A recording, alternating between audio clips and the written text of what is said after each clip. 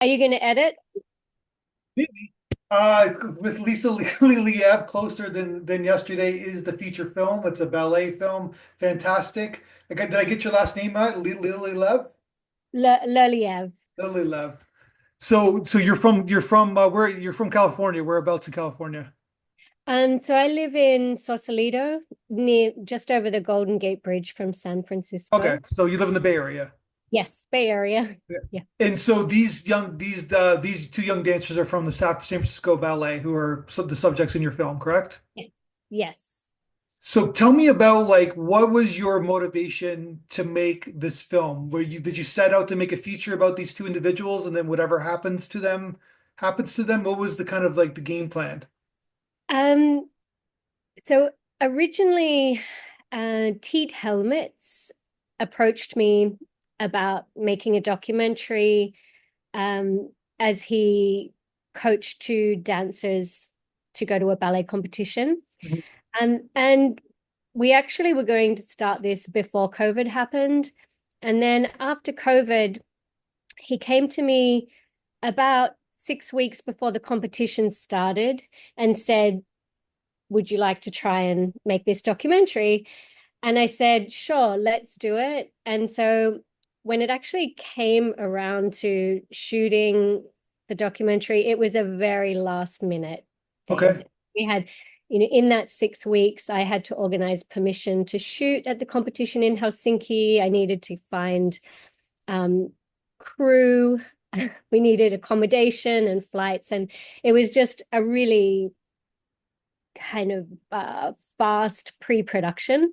Yeah. And so I just went in with the attitude, let's just capture it and see what happens. And the feature length just came out of what happened, basically. Gotcha. Because I felt that a lot of the story was in just the event itself, getting there, all the things that happened along the way. And so um, that was part of the story I was trying to tell. Well, because you're letting the audience in on this world that many Yeah. people don't know about. You probably know very much about it, but it's that art form of like making sure that you're speaking to a crowd that doesn't have any idea what this world is. Yeah. Yeah. I think it is a unique window. People don't know a lot about it. Um, there's a lot of documentaries about famous dancers and their achievements or their struggles, but there's not so much just, yeah, getting into that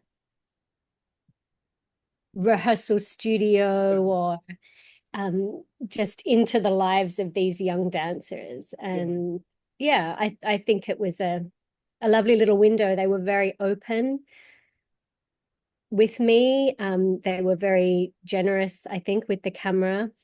Um, yeah. So how old was for the Carmela when you at the time you were filming her? Gosh, I think she must have been 22, Okay. So she's young. 23. Yes. Is Yes. there like it's sort of like with athletes where if you're 25, you're not playing in the NFL, you're not playing in the NHL. Is there something similar to that with ballet and dancing? Um, a little bit, Yeah. yes. I believe Carmela, there is a whole backstory to Carmela that I really wanted to try to get into the film, but of course, there's only so much you can put in a film, and it really was another story. But she she turned 16 and joined San Francisco Ballet at the same time. I mean, she was Okay. basically just 16 years old and joining the company. Um, yeah, it it's a huge commitment. These Yeah. dancers give their whole young lives to it. She also left home at 15 and went did school online and was full time at San Francisco Ballet School by the time she was So 15. they miss part of their childhood, the part of Yes. their teenage years. They don't go to the prom, et cetera, right? Yeah. Yep. Yeah. So they're sacrificing, and it doesn't guarantee anything either, right? No, that's right. That's right. It doesn't guarantee anything. Yeah. And of course, I think Carmela is just a dancer deep down. She has been dancing since she was three or four. Mm. And it's just a part of who she is. So she doesn't feel like she recognizes that it was a sacrifice, but I think she feels that it was worth it. But yes, it did pay off for her. Just from my experience, my daughter is 8 and she's in competitive dance, and and I think it's absolutely crazy. Yes. Among that, how many times I have to take her to there, and basically, but if it's tense for these, and they do competitions, it's like they really get these kids acclimated into this world quickly. Yes. Yes. Very much. Very much so. Yes. Did she watch the movie? This movie, no, I haven't, Yeah. I haven't, I haven't. I will. Like, I think some of her student class, like some of her friends who do dance, would probably enjoy this movie. But this, Yeah. like, for her, it's like, I don't know. It's like there's some scene. There's that scene in the hot, like the doctor scene, and Oh, yeah, yeah. Hey, she's a little young. yeah, and but also too, it's like I don't think I think I like her to do it because I think she's learning certain attributes in terms of discipline, in terms of like putting the work in and you seeing results. I think there's Yes. something really beneficial to doing something when you're a child, but I don't think that she's going to be, you know, a competitive like this big dancer. It's just that, but I think that there's something like it's also teamwork, right? Like you don't have to get Yeah. along with your partner, you don't have to get along with your classmates, but it's about putting the best dance together and making the best effort. And that's what it's about. And that's what life's about in many ways.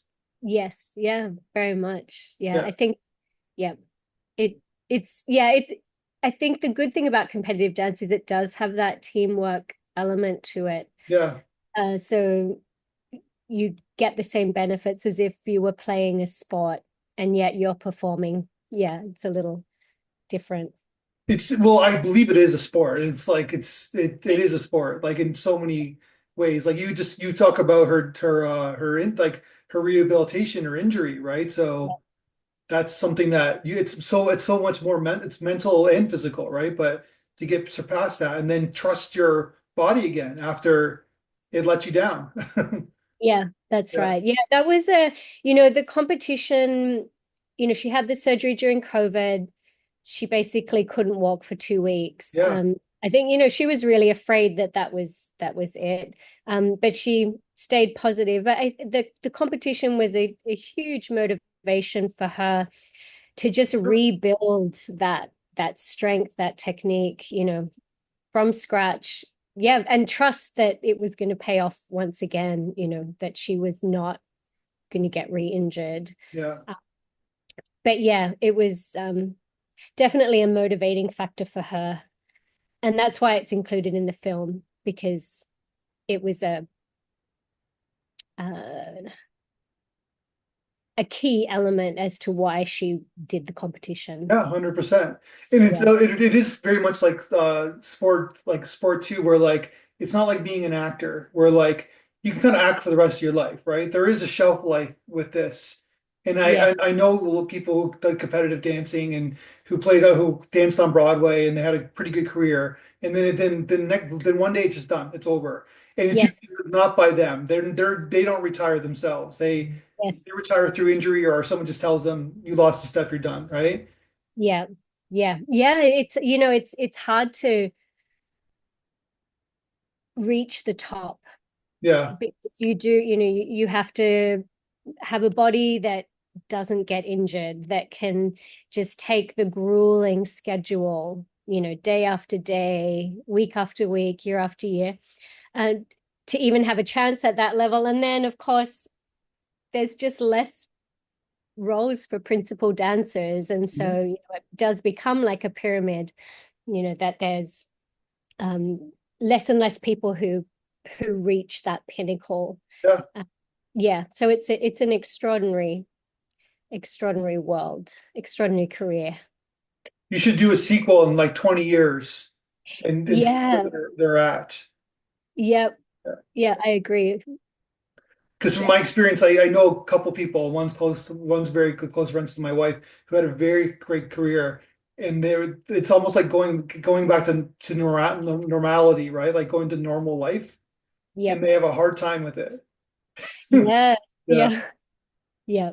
Like, what am I going to do for the rest of my life? You know what I mean? And it's like, then that structure is gone now, right? That, Yes, yeah. yeah, yeah. The structure, the community, because it's such a all or nothing career, their whole lives are centered around the company, you know.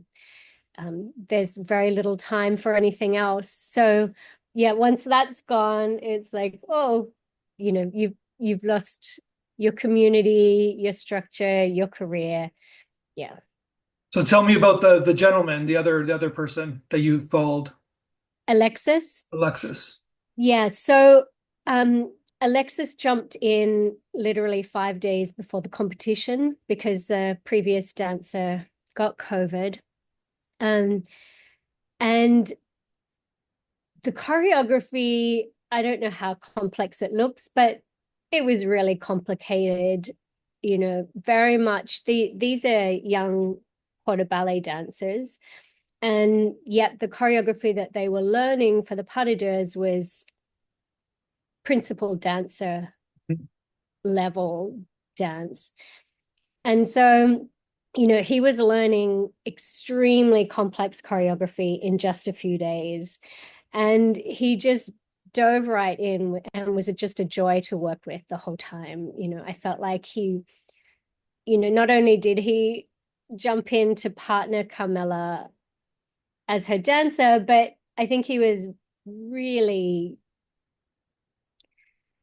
um, a great support as a friend Mhm. and through motivating her and encouraging her to keep going as well. They liked Um, each other. yes, I think they got along very, they're Yeah. best friends now. Yeah. Of course, the certain audience would be like, "Oh, there's a romance," and Yeah. right? But Yeah.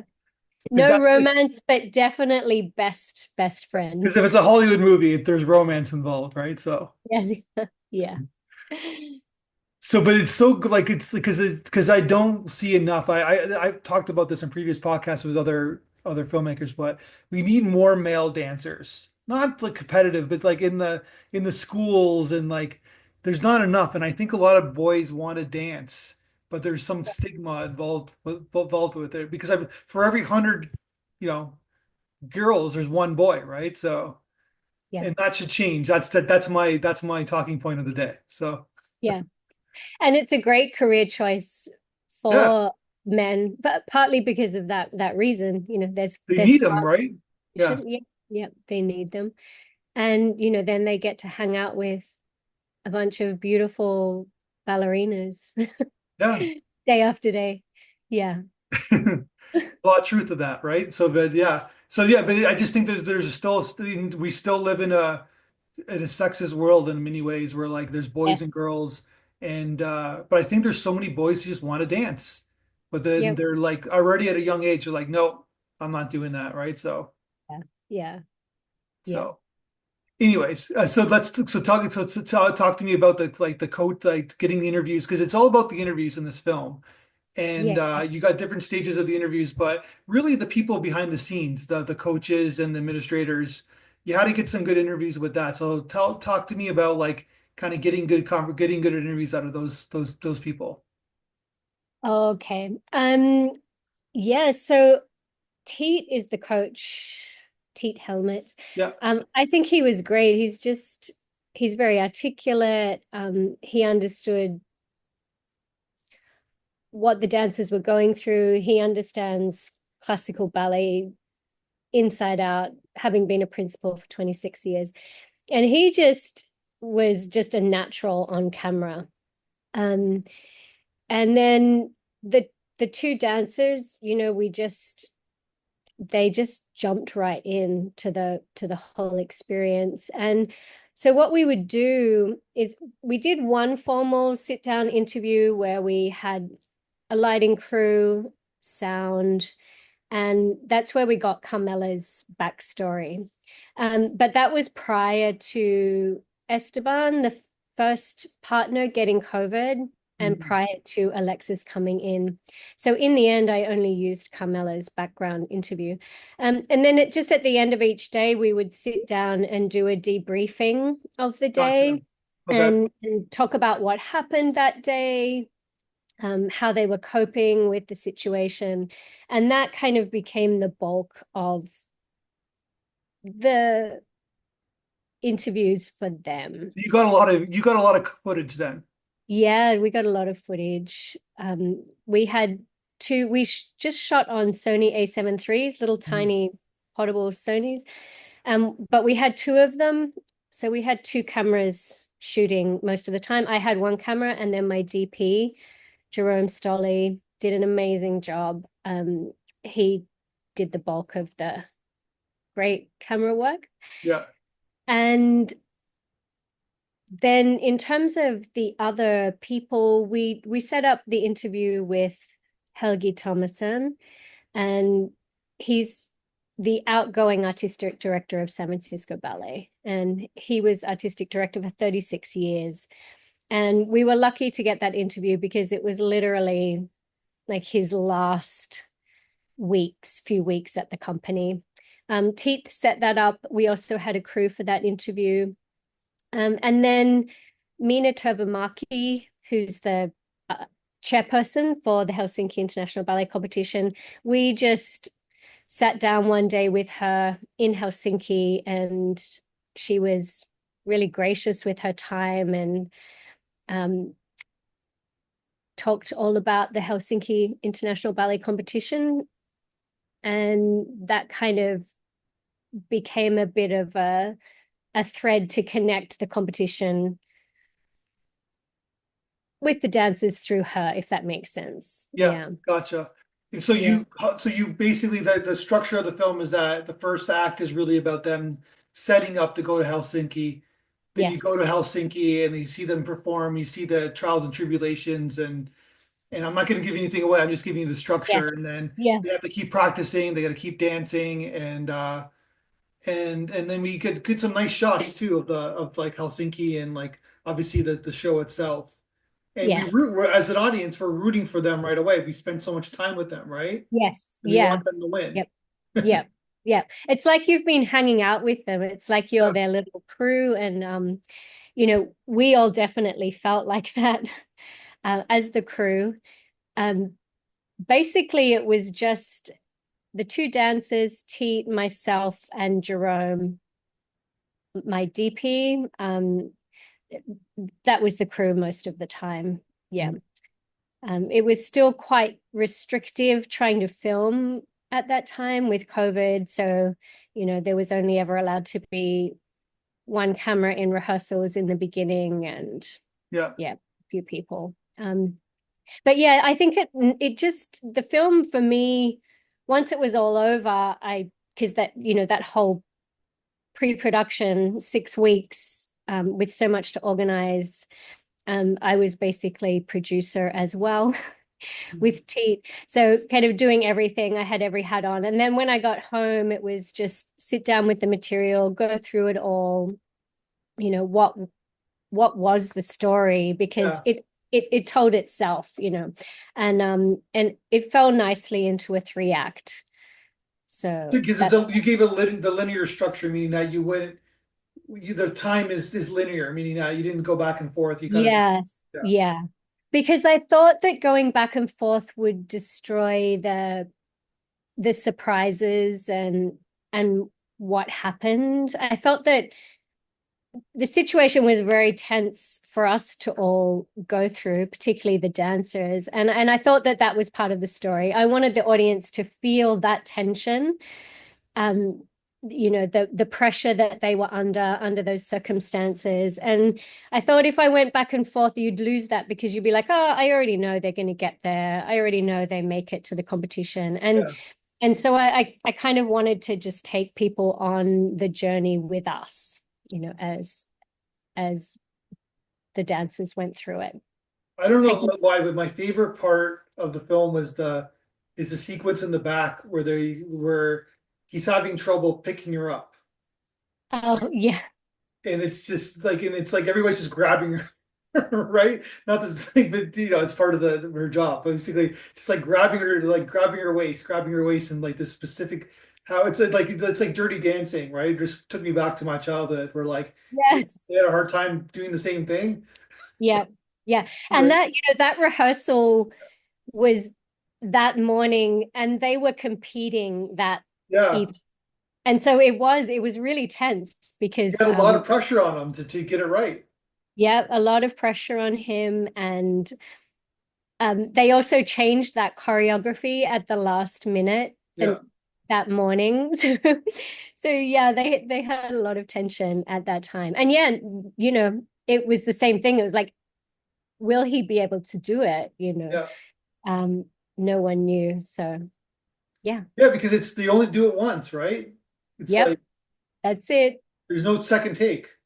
No second take, and it's in front of an audience of 200, 300 people. I'm not sure what the capacity of the hall was, but yeah, you've got a full audience there Yeah, watching you and a panel of judges, and yeah, a lot of but pressure. not only that, but your life, your life changes, right? Whatever the result is, your life's going to change in whatever the result is going to dictate, right? So, Yeah. Yep.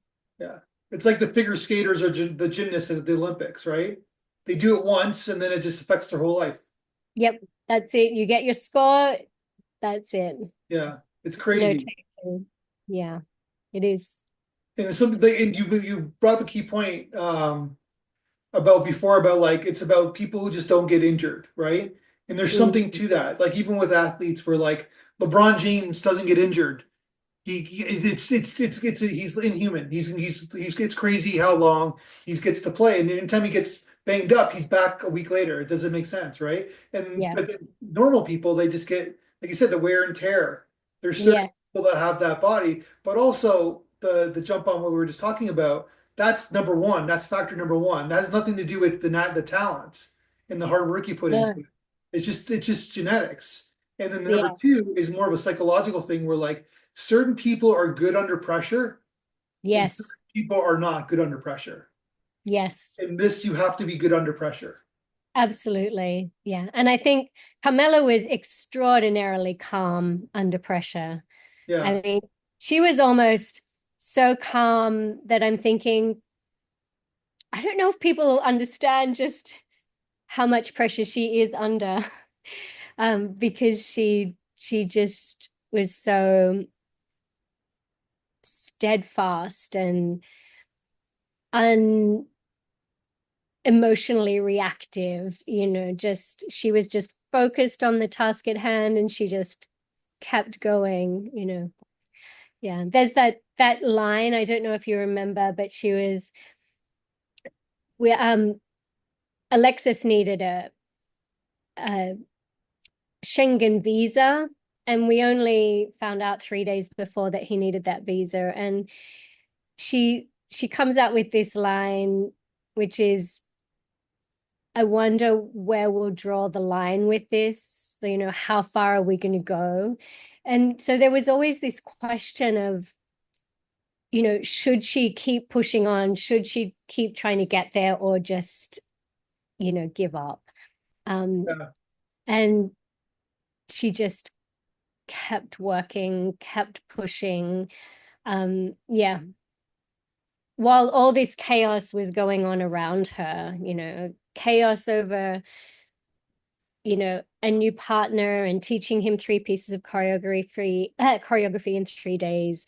Then Alexis needs a visa. We have to drive to LA, overnight, and then we're all hopping on a plane. So it just, yeah, it it was a lot for her to also try to ignore all of that and just focus on what she had to do, which is prepare herself to dance and teach Alexis all this choreography. Yeah, and she did it. I think she did an amazing job. Okay, so then but also you have to get when they're on stage, you have to get a good shot. So you have pressure to make sure you get the shot that you need, Get right? the I shot. I think you had two Yeah, cameras too, right? You had two yeah, cameras shooting yeah. it. Yes. And we were, so most of the good theater shots were in the rehearsals. Yeah. So they only got at one 15-minute stage rehearsal.